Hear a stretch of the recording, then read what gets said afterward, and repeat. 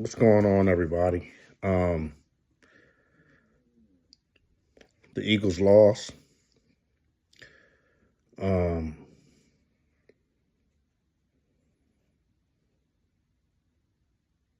I guess I haven't come on here. I've been listening to other people's podcasts and their YouTube pages and the whole nine. And I have to be real.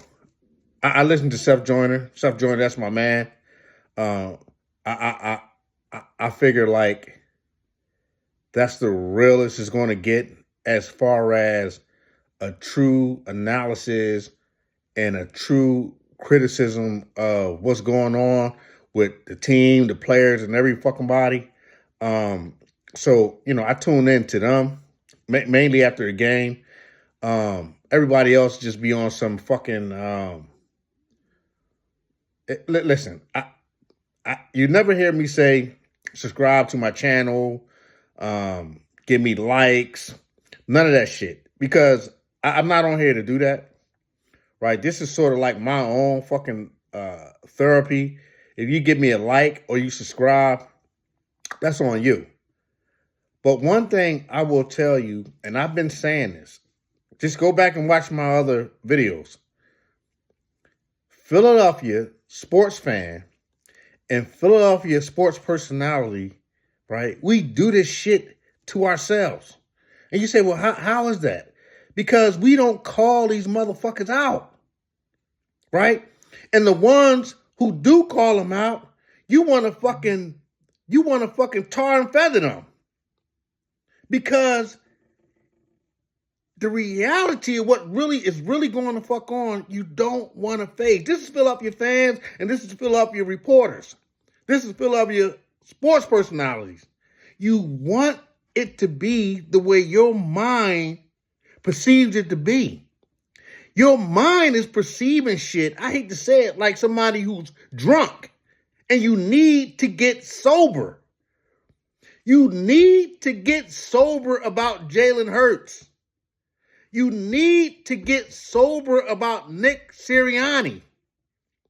Now you're so caught up in the blame game. The defense gave up 300. Okay, yeah, they did. But what the fuck do you expect them to do when they are on the field to majority of the game? So out of 60 fucking minutes, the Eagles defense was on the field nearly 40 fucking minutes. The offense was on there for 20. After just playing a brutal fucking game the game before. With a short week. Of course, and then Thanksgiving. Of course, come on, man. You're not being real about the shit. That's a good fucking defense, man. They just are worn the fuck out. Because the offense is not giving them anything, man. What part is people not seeing? What part is people not seeing about Nick Sirianni? What part? Oh, he's got the greatest win, and it's this what it's come down to? It's come down to the Doug Peterson effect. You say, well, what's the Doug Peterson effect? The Doug Peterson effect is when Doug Peterson first got here, he was a goddamn bum. A bum.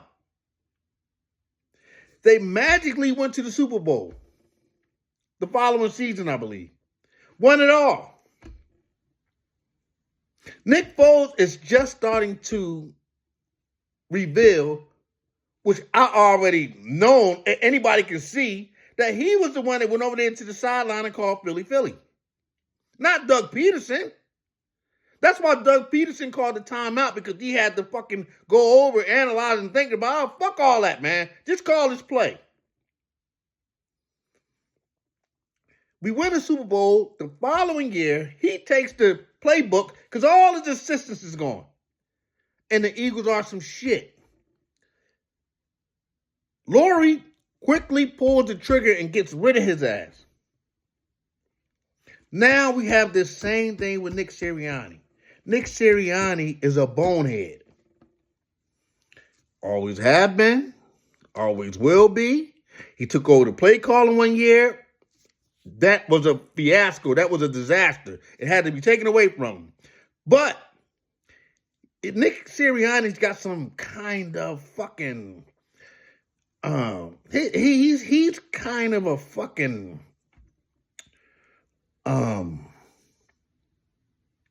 control freak. So he goes and puts his people in. See? To circumvent around what the owner and everybody else is doing. He says, if I'm still at the helm of being a coach, okay, I'm a CEO coach. Okay. I'm going to put my man in there. I'm going to put my man in there. Then his current man, Patullo, is in there now. These two motherfuckers can't think their way out of a paper bag. And then now, listen. I said it last season, and it still holds true today. Saquon Barkley came in here and saved this fucking franchise last year. You say, well, why? Because if Jalen Hurts had, if the offense had to go through Jalen Hurts' abilities, his intellect, his quarterback IQ, they would have never won the Super Bowl. They would have never got there. Never. Jalen Hurts, at this stage, has no idea. He has no idea. He doesn't read his progressions. Jalen Hurts is being who Jalen Hurts always was. But Jalen Hurts is with the Doug Peterson effect too. And this is why I say this.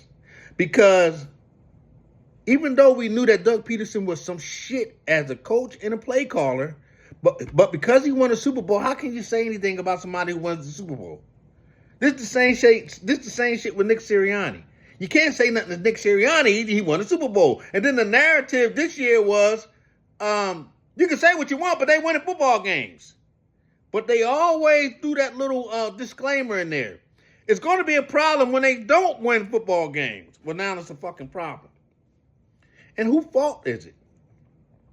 Jalen Hurts is making all this fucking... Now, I'm going to tell you something. And I want you to hear it here. Because I'm going to put it the fuck out there. Tanner McKee is a bad motherfucker. A bad motherfucker. And could run this fucking offense and make it look 10 times better than what Jalen Hurts is doing. 10 times better. But you know what the problem is? You paid Jalen Hurts that fucking money, right? And you put him before us, and you put him before the national media, you put him before the world, and you told everybody that Jalen Hurts was this, and Jalen Hurts was that. And then you got all the... Listen, I know I would go to football, Super Bowl parties and football parties, and call out Jalen Hurts for what he truly is, and you would have people in there, especially women, don't talk about that's my baby. Don't talk about him. And he has been shielded. He has been shielded, right? Criminally so, behind that shit.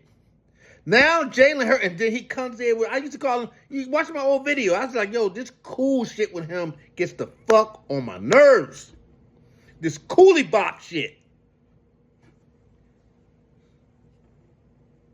To the sideline. When he, I can't stand that shit.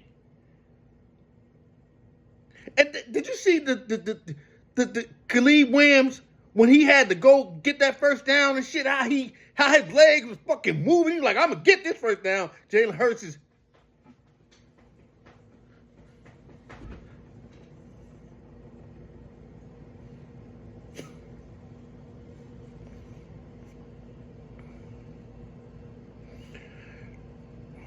Their record is good for what it is.